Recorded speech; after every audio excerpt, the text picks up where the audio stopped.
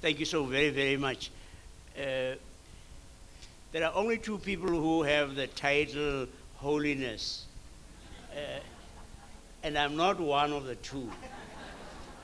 One is the Pope, and the other is the Dalai Lama, who has just celebrated his 75th birthday. Thank you so very, very much for all of you coming. I always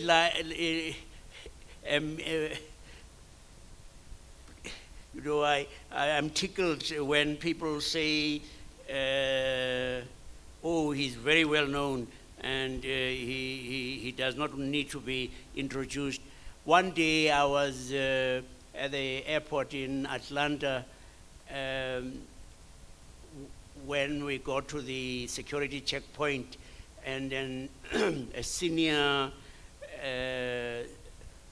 security officer looked at me. She said, "Oh, Archbishop Tutu," you know, in that kind of voice. And she called across to her younger colleague and said, "Come here." And the younger one came. She was sauntering, and she came, and the old one said, "This is Archbishop Tutu." Blank stare. I mean, don't you know Archbishop Tutu? And even more blank stare. And then this younger one walks back to her post, and as she walks along, she turns back and says, "He must have been before my time."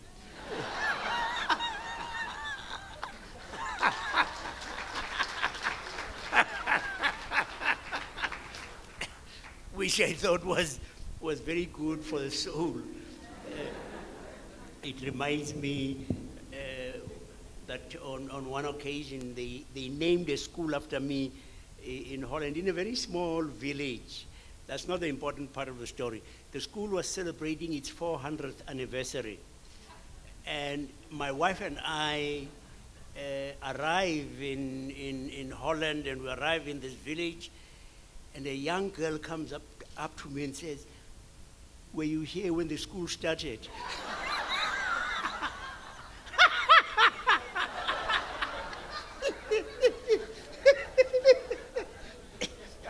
I mean, I knew that I was decrepit, but I didn't think it was quite so obvious. It is wonderful to be here. And I do want to pay a very warm tribute to several people, really. I think that sometimes when we get excited about South Africa, we should. Even we South Africans are really, I mean, if I have to tell you, we are quite surprised at just how we are feeling. We didn't think, very few could have predicted that we would be feeling as we are feeling. It's been just a fantastic thing. We have been given a new faith in ourselves.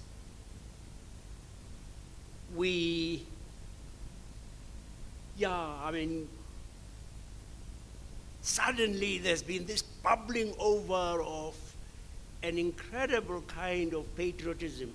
I mean, I've never seen so many South African flags from cars, from buildings, and people smiling and welcoming the world. And you would have thought, well, no, this is a narrow kind of patriotism, but look at how we embraced Ghana, Bakana, when it was the only African side remaining. So the world has given us something that is priceless. Thank you, world, for doing this for us. But you know, when you come to South Africa and you look at a country that by rights ought to have been destroyed by a racial bloodbath, that should not have happened. And quite rightly, we speak very highly of Nelson Mandela and so on, and that is also very true. But I believe we've also not always given enough credit to the co-chair, F.W. de Klerk.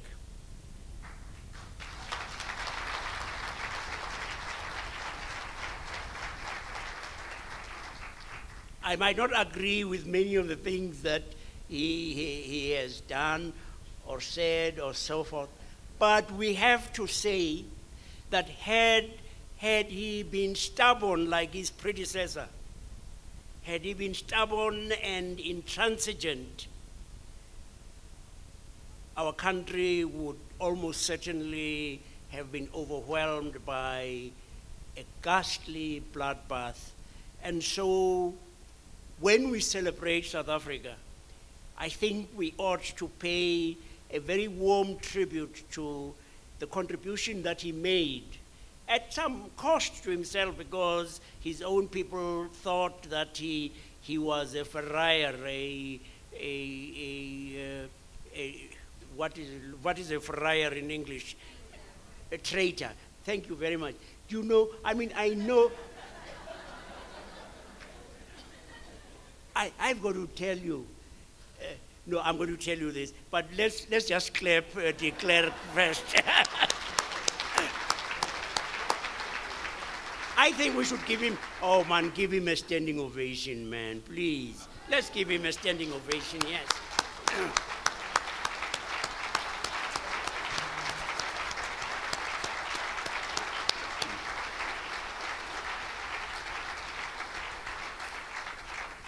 Thank you so very much.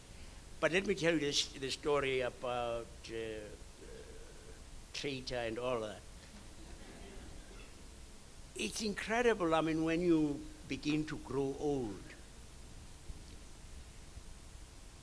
Like, I mean, say I'm being interviewed, and there is the right word, just the word that would be the most appropriate word to use. And I try to remember. And it's gone.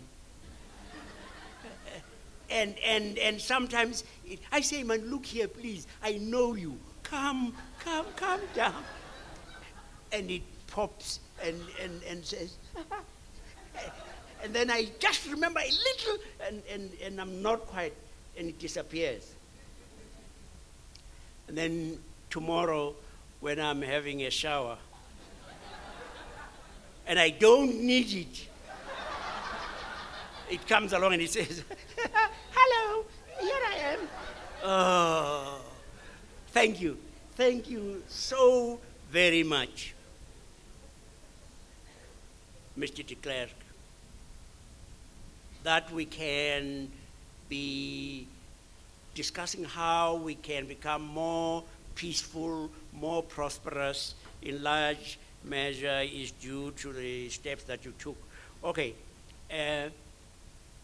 But I think we've also got to say a very warm word of commendation to Mark in founding KidsRights.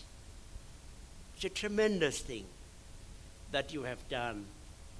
And we want you to know, on behalf of all those many, many, many children who are the casualties of our cruel systems, we want you to know that we are deeply, deeply indebted to you. And so we want to clap you too. And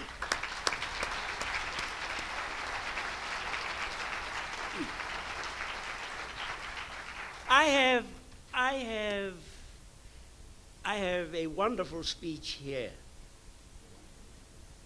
And you know, I mean, the wonderful speeches that other people write for you and make you sound intelligent. I've got it here with all the statistics and things. I am going to put it aside. I'm going to put it aside because I also want to pay another tribute. The world is an awful place in many ways. I mean, when you look at, say, Darfur, when you look at Gaza, when you look at Zimbabwe, I mean, you just go on and on and on, and just imagine what it must be like to live in Burma. What must it be like to be in Afghanistan? What must it be like to be in Iraq? I mean, you can go on and on and on in that fashion and say the world has some ghastly, ghastly places. And awful things happen to children. Just think of a child going out to play and he sees this beautiful looking thing. It looks like a butterfly, and he goes and he touches it, and it turns out to be a booby trap. It can be a landmine. It blows that child into smithereens. It's happening. It's happening in our world, yes. Just think of the children who go to bed hungry. Yes, you've got all of those statistics. It's in many ways a harsh world. Children dying who needn't die just because they don't have clean water to drink. And imagine how much money we spend on bombs and guns. Billions. I mentioned the ugly. But is that the whole story? Is that the whole picture? Of course not. Just look at yourselves. Just look at yourselves. You could be having a great time wherever. But you've decided to commit your life to make the world a better place for children. That's fantastic. That you can almost attract hostility. There are people who get upset. I mean, when we say, how can we morally spend the billions that we spend on instruments of death, knowing full well that a very, very small fraction of those budgets of death would ensure that children everywhere had clean water to drink, had enough food to eat. When you campaign for these things, it doesn't make you popular with the powerful. And yet you are prepared to run the gauntlet of that hostility.